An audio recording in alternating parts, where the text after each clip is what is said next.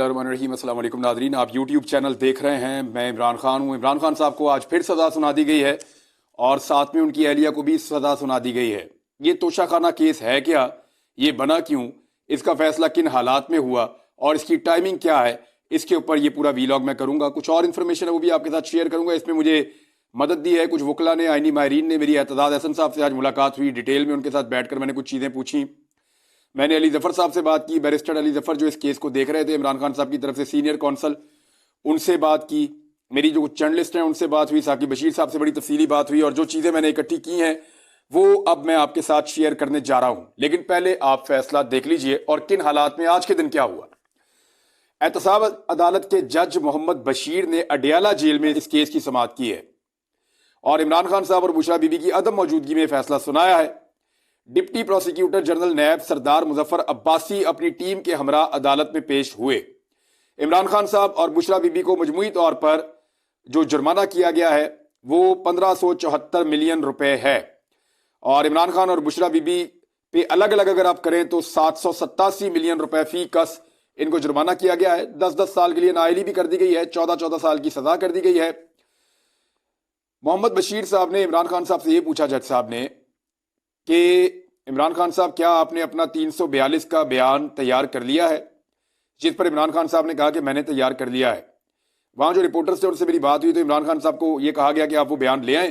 तो उस पर इमरान खान साहब ने कहा कि उसमें अभी मेरे वकला आ रहे हैं तो हमें कुछ अमेंडमेंट करनी है। और वकला इमरान खान साहब के गए हुए थे हाई कोर्ट।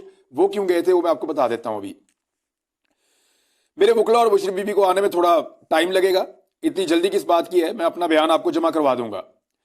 जज साहब ने कहा आप अपना बयान अदालत में जमा करवाएं, हमने कार्रवाई आगे बढ़ानी है। इमरान खान ने कहा कि आपको इतनी जल्दी क्या है, हाई कोर्ट से हमारी हुक्म इम्तना की दरखास्त खारिज कर दी है, मुझे तो असिस्टेंट सुप्रीटेंडेंट ने सिर्फ यहां पे हाजिरी लगवाने के लिए बुलाया है। ये इमरान खान साहब ने कहा जज साहब को। और फिर इमरान खान साहब ये कहकर कमरा अदालत से अपनी बैरक में रवाना हो गए। अदालत ने इमरान खान साहब को दोबारा कमरा अदालत में बुलाने के लिए पैगाम भेजा और इमरान खान साहब ने अदालत में आने के लिए तैयार वो नहीं हुए, जिस पर अदालत ने इमरान खान साहब और बुशरा बीबी का नाम पुकारने की हदायत की। उनका नाम ऊंची आवाज में पुकारा गया, इसके बावजूद इमरान खान साहब नहीं आए और फिर इमरान खान साहब और बुशरा बीबी के पेश ना होने पर अदालत ने फैसला सुना दिया। अदालत ने कहा 14-14 साल हम सजा दे रहे हैं, ये जुर्माना है और 10-10 साल के लिए नाअहल भी कर रहे हैं।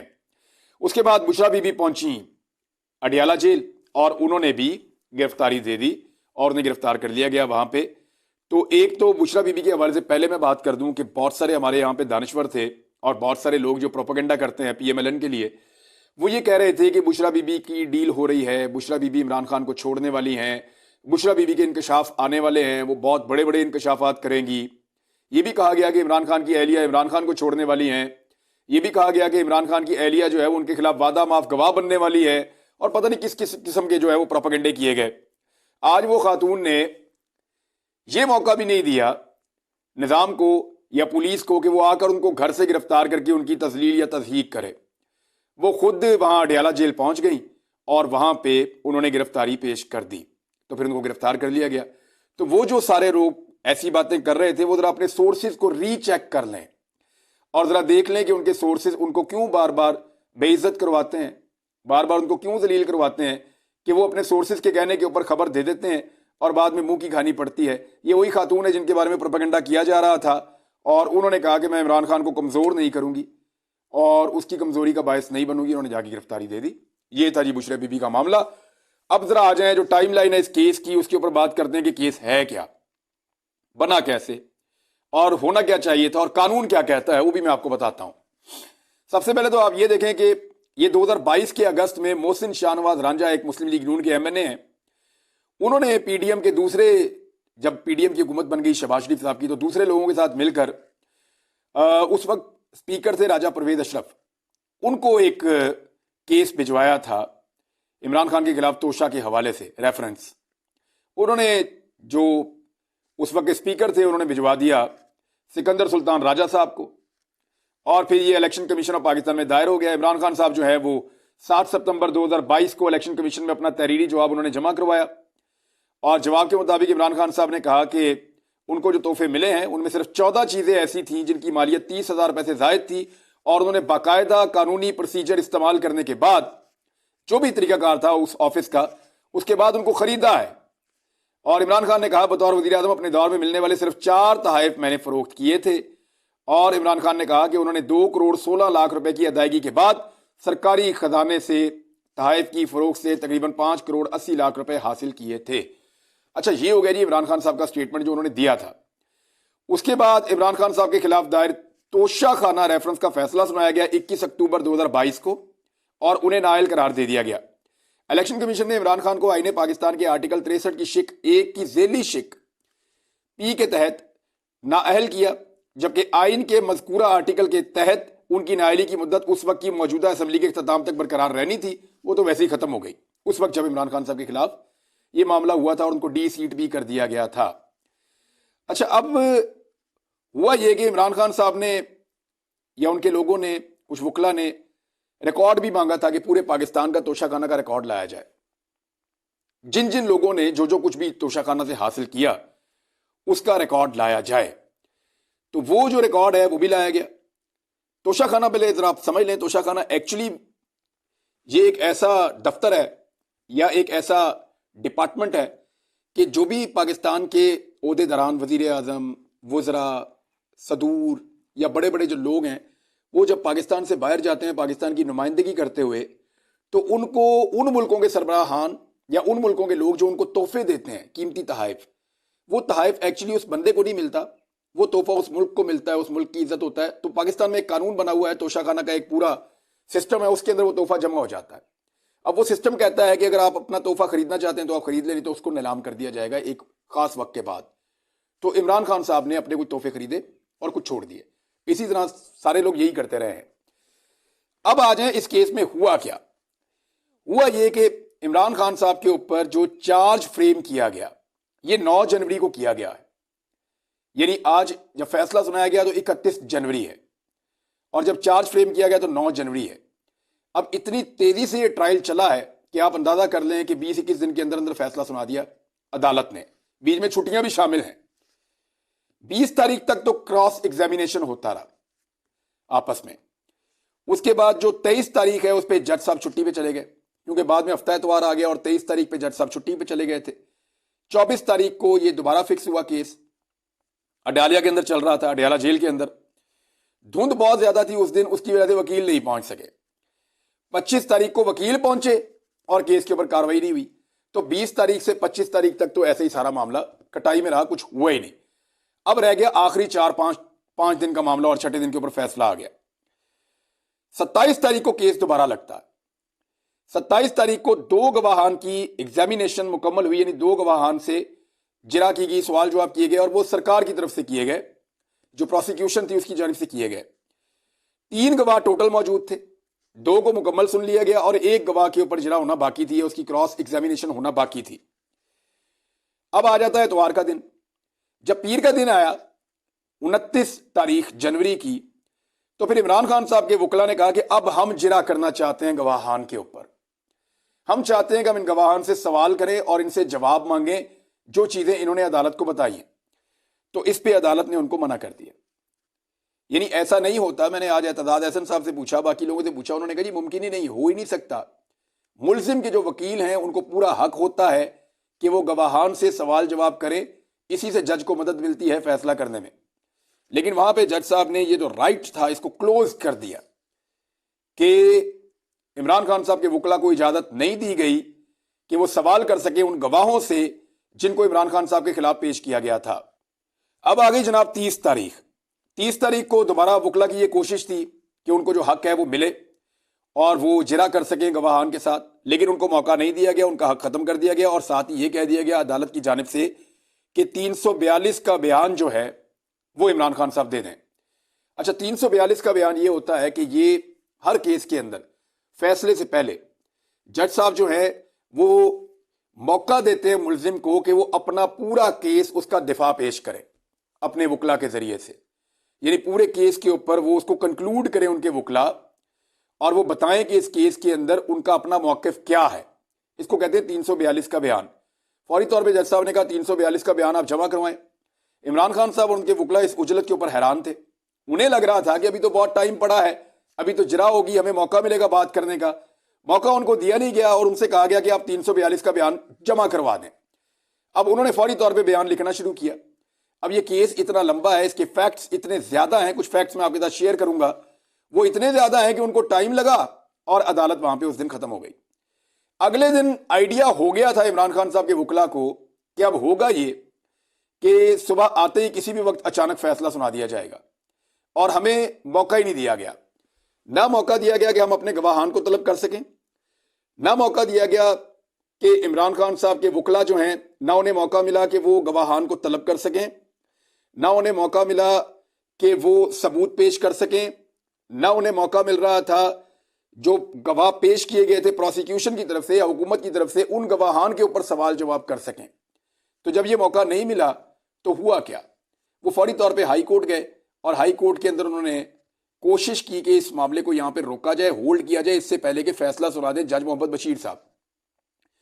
जज साहब बीमार भी थे और कहा जाता है कि उनको अस्पताल भी ले जाना पड़ा, उनकी हालत गैर भी हुई और वो छुट्टी भी लेना चाहते थे, लेकिन इसके बावजूद उनको ये जजमेंट देनी पड़ी और वो ये काम अपना करते रहे इस फैसले के हवाले से। इमरान खान साहब को आज पूछा गया, जनाब आपका बयान मौजूद है? इमरान खान साहब ने कहा मौजूद है, वकील आते हैं तो आपको देते हैं, लेकिन जज साहब को जल्दी थी, उन्होंने फैसला सुना दिया। इमरान खान साहब वहां से उठ के चले गए और वापस नहीं आए। अब आप जरा गौर करें कि 342 के बयान के बगैर कोई जजमेंट होती ही नहीं। ये मुझे एतजाज अहसन साहब ने कहा है। उन्होंने कहा जब तक मुलजिम अपना दिफा ना करे और ये ना बताए कि एक्चुअली क्या हुआ था, तब तक कोई जजमेंट नहीं आती, फैसला तब तक नहीं दिया जा सकता। लेकिन यहां पे फैसला दे दिया गया। ये जो फैसला है ये भी बहुत जल्दी फारिग हो जाएगा। ऐसा लगता है कि जज मोहम्मद बशीर साहब ने जिस तरह का उजलत के अंदर फैसला दिया है और जितने इसके अंदर कानूनी सुकम रख दिए हैं, ये चीज इमरान खान साहब को बहुत ज्यादा फायदा देगी मुस्तकबिल में, और साइफर के मुकदमे की तरह ये वाला मुकदमा भी धड़म से गिर जाएगा। इसके अंदर कुछ नहीं बचेगा। जहां पे 342 का बयान ही नहीं हुआ, साइफर वाले में शाह महमूद कुरैशी का नहीं हुआ, यहां पे इमरान खान का नहीं हुआ, यहां पे इमरान खान साहब की अहलिया का नहीं हुआ, तो ऐसी सूरत हाल में ये कैसे मुमकिन है कि इस फैसले को अगली अपील के अंदर जज साहब जो नेक्स्ट आएंगे वो फारिग ना कर दें? ये हो नहीं सकता। आप जरा केस की तरफ आ जाएं।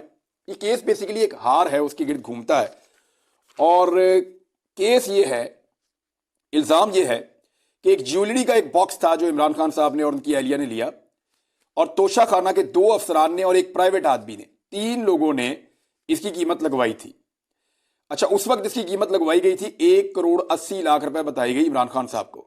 इमरान खान साहब ने 20% से बढ़ाकर तोशा खाना से तोहफा लेने की कीमत 50% कर रखी थी, और उसके मुताबिक उन्होंने 1,80,00,000 रुपए की ये ज्वेलरी 90 लाख रुपए में हासिल की, यानी आधे पैसों में। इससे पहले ये 20% हुआ करती थी नवाज शरीफ के दौर में, इमरान खान साहब ने इसको बढ़ा दिया था। अब नैब के पास जब ये केस जाता है तो नैब ये कहता है कि ये जो तोहफा था इसकी कीमत 1,80,00,000 नहीं थी, बल्कि इसकी कीमत कम लगवाई गई है। असली कीमत 3,16,00,000 रुपए थी, यानी 316 करोड़ थी, और इसकी कीमत कम लगवाई गई है, सिर्फ 2 करोड़ से भी कम लगवाई गई, 1.25 करोड़, 1,80,00,000 रुपए। अब ये है जी नैब का मौक़िफ़। इसके लिए उन्होंने 3 गवाहान पेश किए। अच्छा, ये जो 2 अफसरान थे जो इमरान खान साहब के दौरे हुकूमत में इसकी कीमत लगवा के आए थे, या वो जो प्राइवेट बंदा था, ये तीनों वहां पे अदालत में नहीं आए। इन तीनों को टच नहीं किया गया। सिर्फ एक जो प्राइवेट बंदा था उसका एक स्टेटमेंट रखा हुआ है, हो सकता है किसी मौके पर वो सामने आ जाए, लेकिन इसके बारे में पाकिस्तान तहरीक इंसाफ के वकला या वहां मौजूद सहाफी कुछ भी नहीं जानते। वो कहते हैं हमें कुछ पता नहीं है इसके बारे में। यह केस गलतियों से और उजलत से भरा हुआ केस है, इसके अंदर कुछ नहीं बचेगा। यह केस बिल्कुल अवेपोरेट हो जाएगा, जैसे हवा के अंदर कोई चीज अवेपोरेट हो जाती है। अब अफसरान को आज तक बुलाया ही नहीं। मिसाल के तौर पे एक आदमी ने एक चीज को बेचा है, अब असेसमेंट लगाने वाले का कसूर है या खरीदने वाले का कसूर है? खरीदने वाले को तो बताया ये चीज भाई इतने रुपए की है और इतने रुपए की आपको दे दूंगा, उसने पैसे देकर ले लिया। अब जिसने बेची है, चाहे उसने ज्यादा पैसों में बेची हो या कम पैसों में बेची हो, उसको ना बुलाया ना उसको पूछा। ये हो रहा है जी इस अदालत के अंदर इंसाफ। जो गवाह पेश किया गया उसमें दुबई का एक बंदा है, और वो जो दुबई का बंदा है उसने पूरा का पूरा केस ही उड़ा दिया पकड़ के। जो प्रोसिक्यूशन की तरफ से गवाह पेश किया गया इमरान खान के खिलाफ, वो दुबई का एक बंदा है, वो इंडियन एक कंपनी के अंदर मुलाजिम है, और उस कंपनी के जरिए से इसकी कीमत लगवाई गई थी। उसने 2 ऐसी बातें की अदालत में जिससे पूरा केस ही उड़ गया। नंबर 1, उसने कहा जी एक तो मुझे कोई अदायगी नहीं हुई, और उसने ये कहा कि मैंने एक तस्वीर देखी और तस्वीर की बुनियाद पे मैंने कीमत लगवाई। तो एक तस्वीर की बुनियाद पे कैसे कीमत लगवाई जा सकती है एक ज्वेलरी की, और वो भी इतनी ज्यादा, ये कुछ समझ नहीं आ रही। दूसरी बात उसने ये कही कि उसने इसका वजन ग्राम्स में बताया, हालांकि जो ये ज्वेलरी थी उसका वजन कैरेट्स में होता है, तो कैरेट्स में बताने की बजाय ग्राम्स में बताया, जिसका बड़ा मजाक उड़ा। तो ये दो ऐसी संगीन और बड़ी गलतियां थी जिसके ऊपर इस पूरे केस को उड़ाया जा सकता था कि जो सबसे मेन गवाह है उसने केस को उड़ा के रख दिया, तबाह करके रख दिया। लेकिन इसमें इमरान खान साहब को सजा हो गई है, क्योंकि इस वक्त पूरा का पूरा निजाम उनके खिलाफ है, और ऊपर नीचे दो सजाओं के बाद ये उम्मीद की जा रही थी कि कहीं पे कोई इंतशार पैदा हो जाएगा। लेकिन इमरान खान साहब ने अपनी पार्टी के लोगों को कहा कि बिल्कुल कूल डाउन रहें, किसी किस्म का रिएक्शन नहीं देना। रिएक्शन सारा का सारा 8 फरवरी को देना, इंतखाबात में वोट डालने की सूरत में, और कुछ नहीं करना, सिर्फ वोट का हक इस्तेमाल करना है। इमरान खान साहब अपने लोगों को यह कह रहे हैं कि मेरे उम्मीदवारों को वोट डालें। अब आ जाए एक और चीज की तरफ कि जिन लोगों ने गैर कानूनी काम किया, इस रियासत ने या इस निजाम ने या इन अदालतों ने उनके खिलाफ क्या किया। तोशाखाना के रूल्स के अंदर लिखा हुआ है, मैं वो रूल आपको पढ़ के सुना देता हूं। रूल 11 है, Antique items and vehicles shall not be allowed to be purchased by the recipients. Antiques shall be placed in the museums or displayed in official buildings owned by the government. Vehicles shall be given to the central pool of cars of the cabinet division. यानी साफ लिखा हुआ है कि जो नायाब चीजें ना, antiques जिन्हें आप कहते हैं, वो चीजें और गाड़ियां, वो कोई भी तोहफा वसूल करने वाला खरीद नहीं सकता। गाड़ियों के बारे में साफ लिखा हुआ है कि गाड़ियां कभी नहीं खरीदी जा सकती, रूल इसकी इजाजत नहीं देता। ये गाड़ियां central pool of cars of the cabinet division, उसके अंदर जमा हो जाएंगी जाके। कैबिनेट डिवीजन का एक पूल होता है कार्स का, जहां पे गाड़ियां होती हैं सारी, वहां पे ये गाड़ियां जमा करवा दी जाएंगी, इनको कोई खरीद नहीं सकता। तो जनाब जो रिकॉर्ड अदालत के सामने आया, उस रिकॉर्ड के मुताबिक नवाज शरीफ, आसिफ अली जरदारी और यूसुफ रजा गिलानी, इन तीनों ने गाड़ियां हासिल की हैं, लेकिन तीनों के खिलाफ कोई कार्रवाई नहीं हुई। मुबैना तौर पे, क्योंकि इसकी इंक्वायरी होना भी बाकी है, पता चलना चाहिए, मरियम नवाज ने भी एक BMW गाड़ी ली थी मुबैना तौर पे, तो उसको देखते हैं उसका क्या बनता है। या ये सारा का सारा हथौड़ा इस वक्त पाकिस्तान तहरीक इंसाफ या इमरान खान के खिलाफ ही चलना है, ये चीजें अभी चलती रहेंगी, इनके अंदर और बहुत सारी चीजें निकलेंगी, लेकिन ये केस भी बिल्कुल पहले झटके के अंदर उड़ के फारिग हो जाएगा। ऐसा लगता है कि दोनों जजेस ने शायद ऐसे फैसले दे दिए हैं जिससे फायदा इमरान खान का होगा, और जो केसेस उनके गले की हड्डी बने हुए थे उनसे उनकी पक्की पक्की जान छूट जाएगी। अगले वीलॉग में मैं आपको कुछ अहम चीजें बताऊंगा, और अमेरिका से भी कुछ खबरें आई वो भी आपके साथ शेयर करूंगा। लेकिन सबसे पहले आप ये देख लीजिए कि 3 चीजें वायलेट हो गई हैं इस पूरे केस के अंदर। तमाम लोग जो इसको रिपोर्ट कर रहे थे या तमाम लोग जो इस केस का हिस्सा थे, वो ये कहते हैं, नंबर 1, जरा का हक नहीं मिला इमरान खान के वकला को, जो बुनियादी हक है। नंबर 2, 342 का बयान नहीं हुआ जिसके बगैर सजा नहीं दिया जा सकता। नंबर 3, फाइनल आर्गुमेंट्स का भी मौका नहीं दिया गया, जो हर केस के अंदर होते हैं। तो फिर इस केस की हकीकत क्या रहेगी, आप अच्छी तरह जानते हैं, और हर हकीकत आप उससे बाखबर हैं, आपको पता है कि क्या हो रहा है और क्यों हो रहा है। अब तक के लिए इतना ही, अपना ख्याल रखिएगा, अपने चैनल का भी। फिर मिलते हैं, अल्लाह हाफिज।